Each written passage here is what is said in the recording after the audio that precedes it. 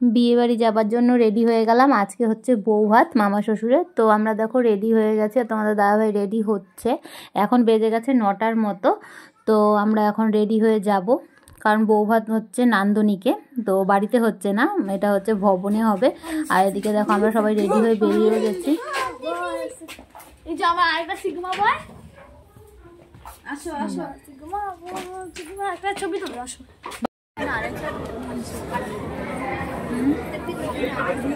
না এইটারই ফটোশুটের জন্য। ওটা কি ফটোশুটের জন্য?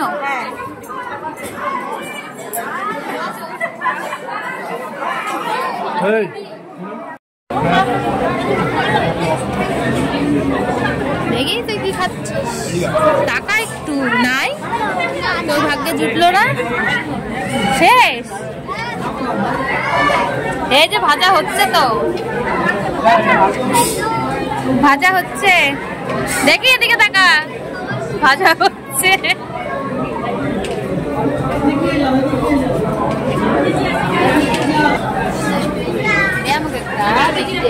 খাওয়াই দে।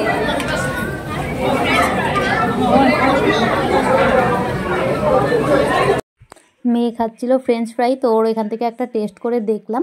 তারপর ভাজা হচ্ছিল আর অনেকজন লাইনেও ছিল। তো বিয়েবাড়িতে স্টলে লাইন দিয়েই খেতে হয়, কিচ্ছু করার নেই। তারপর আমিও নিয়ে আসলাম খানিকটা, আর সাথে হচ্ছে মাটকা চা ছিল, তো চাও নিয়ে আসলাম। আর চাটা আমার খুবই প্রিয়। বেজে গেছে এখন রাত্রি 10টার মতো, তবুও দেখো স্টলে চাও খাচ্ছি। আর রাত্রে হয়তো আজকে ঘুম আর আসবে না, কারণ 7টা সাড়ে 7টার পরে চা খেলে আমার আর রাতে ঘুম আসতে চায় না, তাই আর কি। তবুও চাটা দেখে লোভ সামলাতে পারলাম না, খেয়ে নিলাম চা। আর এই যে আমার শাশুড়ি মা, দেখো কি সুন্দর লাগছে সেজে গুজে। মাকে কিন্তু সাজলে গুজলে ভালোই লাগে, সেরকম খুব একটা সাজে না, কিন্তু সাজলে পরে ভালোই লাগে। তো আর বিয়ে বাড়িতে মোটামুটি লোকজন আছে এখন, আর কিছু লোক খাওয়া দাওয়া করে চলেও গেছে, যেহেতু শীতকালের রাত আর কন্যাযাত্রী এখনও ঢোকেনি, তো কিছুটা দেরি হবে আর কি। ওদের আসতে বললো যে 11টা বেজে যাবে, ফোন করেছিল, তো একটু দেরি হবে। আর এদিকে আয়োজন হয়েছে হচ্ছে খাওয়া দাওয়ার, রাতের খাওয়ার আয়োজন এদিকেই হয়েছে। তো এখনও ফাঁকা, এখনও একটাও ব্যাচ বসেনি, এখন বসবে প্রথম ব্যাচ। তো আমরা অনেকটাই আগে চলে এসেছিলাম, যেহেতু নিজেদের আত্মীয়র বিয়ে, তো তাড়াতাড়ি তো একটু আসতেই হয়।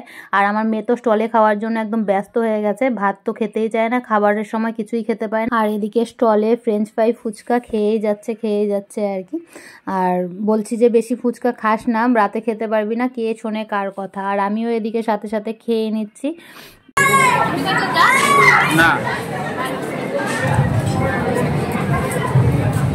আমারটা নিয়ে আসতা, নিয়ে আসা।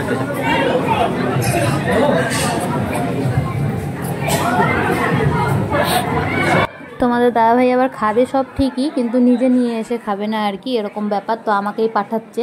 স্টলের লোকগুলো কি ভাববে বলো তো, ভাববে যে এই বউটা কত খায়। একবার আমি নিজের জন্য নিয়ে আসলাম, আর একবার এনে দিলাম হচ্ছে শাশুড়ি মাকে, আবার এখন গেলাম তোমাদের দাদাভাইয়ের জন্য আনতে। তিনবার করে সব জিনিস আনছি, লোকে কি ভাববে।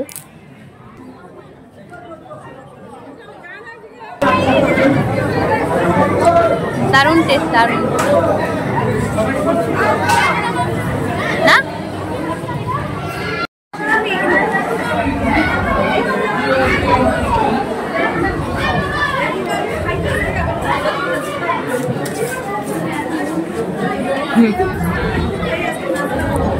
ফুচকা খাওয়া হচ্ছে।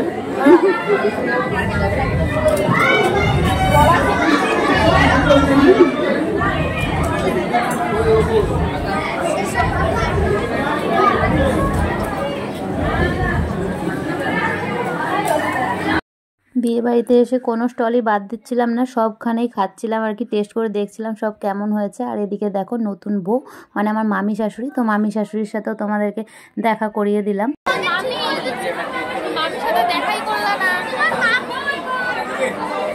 ও হ্যাঁ, তোমাদেরকে তো আরেকটা কথা বলাই হলো না, বিয়ে বাড়িতে এসে আমার বয়ফ্রেন্ডের সাথে দেখা হয়ে গেল আর কি। বয়ফ্রেন্ড হচ্ছে এখন আমাকে দেখো প্রপোজ করছে আবার নতুন করে, তো দেখতেই পারছো তোমরা তোমাদের সামনেই। আর সেটা কিন্তু আমার বর আবার ভিডিও করে দিল জিনিসটা।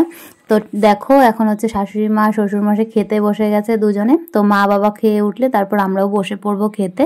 তো প্রথম ব্যাচে সেকেন্ড ব্যাচে মারা বসেছিল, তো আমরা বসে পড়লাম এখন খেতে। তারপরের ব্যাচে তারপর কন্যাযাত্রীও বসেছিল আমাদের সাথে কিছু কিছু। এখন বেজে গেছে 11:30 পৌনে 12টার মতো। তো খিদে তো ছিল না, স্টলে খেয়ে খেয়ে পেট ভরে গেছে আর কি, তবুও তো খেতেই হবে, কিছু করার নেই, কারণ নাহলে বেশি রাত হয়ে গেলে খেলে আবার হজম হবে না। আর এদিকে কি কি মেনু ছিল তো তোমরা এক ঝলক দেখে নাও কি কি ছিল।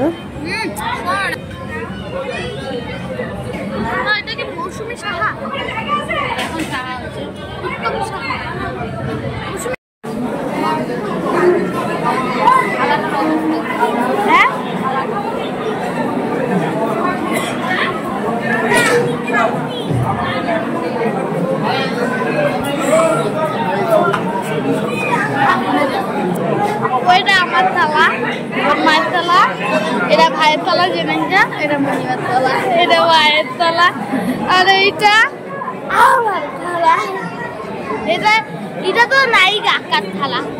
আমার বয়ফ্রেন্ডকে দেখে তোমাদের দাদা ভাইয়েরও হিংসে হলো, তার জন্য সেও আর কি আমাকে ফুল দিতে চলে আসলো। তো যাই হোক, বিয়ে বাড়িতে অনেক মজা হলো, অনেক হইচই করা হলো, খাওয়া দাওয়া হলো, সব কিছু হলো। তো এখন বাড়ি যাওয়ার পালা। তো দেখতেই পারছো মোটামুটি কিন্তু ভিড়টা একটু হালকাই হয়ে গেছে। তো এখন চলে যাব আমরা বাড়িতে। তো বন্ধুরা, আজকের ভিডিও এতটুকুই, দেখা হচ্ছে কালকে নতুন একটি ভিডিওর সাথে। ততক্ষণ টাটা, গুড নাইট।